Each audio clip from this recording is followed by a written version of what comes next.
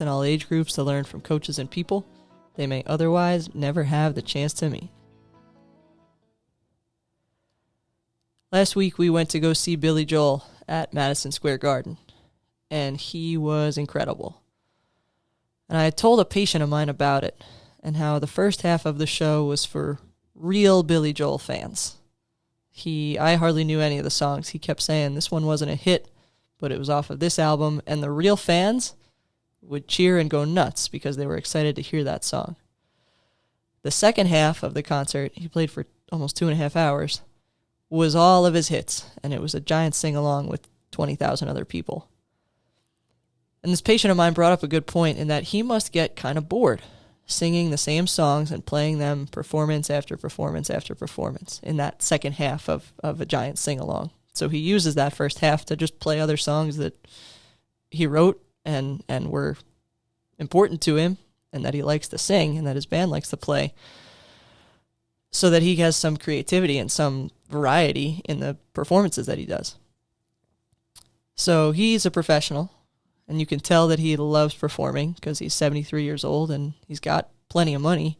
He doesn't need to still be doing this concert. So I don't know that bored of playing those songs is the right word.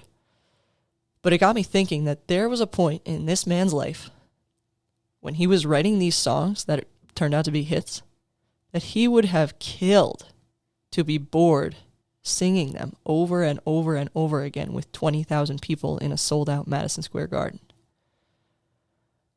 My point is that you could be doing something right now that in years will be second nature to you and is not a big deal at all.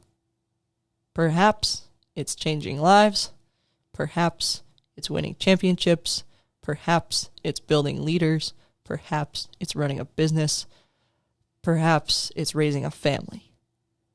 There will come a time where you are like Billy Joel, where you're singing your top hits as if they're second nature, and you could almost get bored with it. Right now is probably the time in your life where you're writing those songs, you're trying those things, you're probably not very good at it yet, but there will come a time where those songs seemed hard to you, and now they don't anymore because you're that much better at doing them. So I like to think of it phrased another way, like today's problems, were yesterday's hopes and prayers and wishes.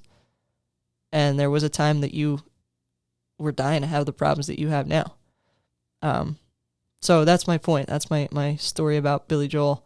And my challenge for you is to think about something you're really good at now, that's second nature, and you're almost bored with.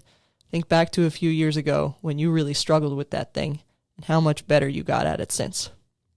I appreciate you. Thank you for spending some time with me today. Keep getting better every day.